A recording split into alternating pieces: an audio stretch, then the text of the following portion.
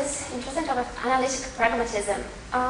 What do you think is most important in a pragmatic project? And so what has pragmatism to gain from the connection with analytic philosophy? Well,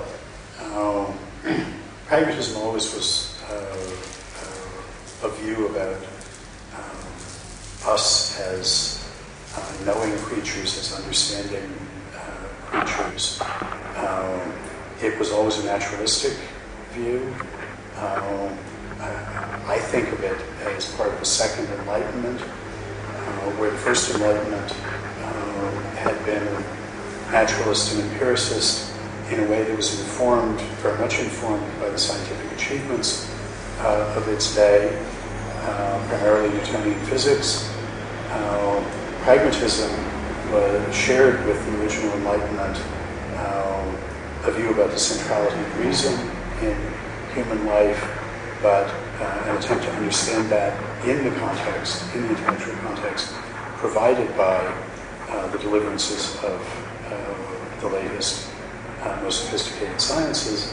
But the sciences of the 19th century that they were responding to were very different from mathematized Newtonian physics. Darwin, of course, was huge, but so were statistical and social sciences, which rose at that time. Something like a master idea of classical American pragmatism was that the same processes that produced order out of disorder in evolution were also in play in ordinary learning processes in individuals, that the selection of stable forms and habits by the extent to which they provided a solution to real-world problems was common to both. And one of their master ideas was to try and understand all sorts of intelligence, from the animal to the most sophisticated scientific, on that model.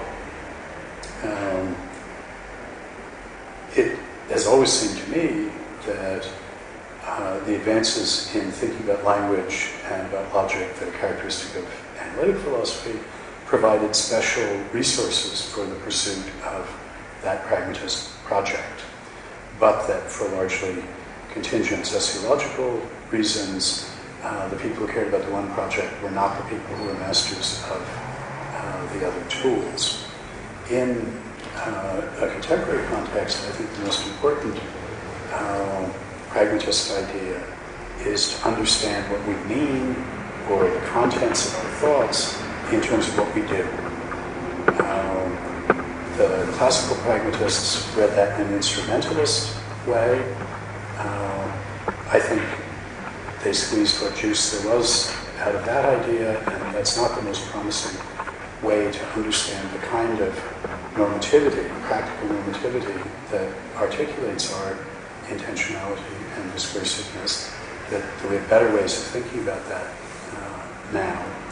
And that in the more particular context of philosophy of language, that a kind of semantic pragmatism that says, let's look at the social practices that are discursive linguistic practices, or the particular abilities that individuals exercise, and try and see in a broadly functionalist spirit how those can confer propositional content, conceptual content on the doings that play a suitable role in them.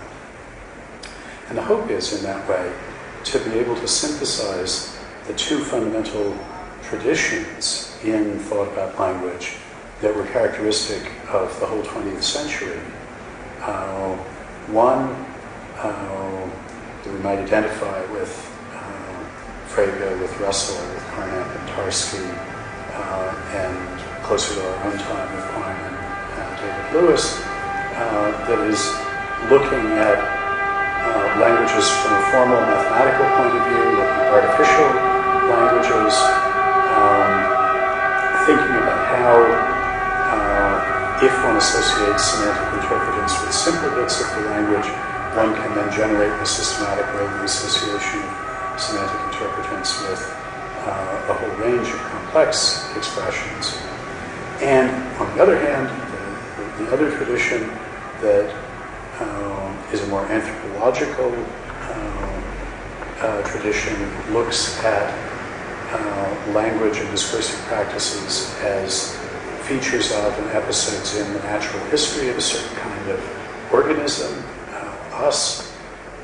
That's much more the way the classical pragmatists thought about it, but Wittgenstein is another avatar of that.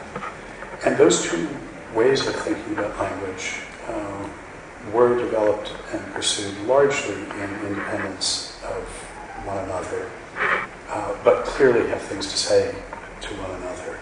The great weakness, as it seems to me, of the anthropological tradition is that it makes nothing of the mathematical grip that we've finally gotten on meanings through the model theoretic logistical tradition.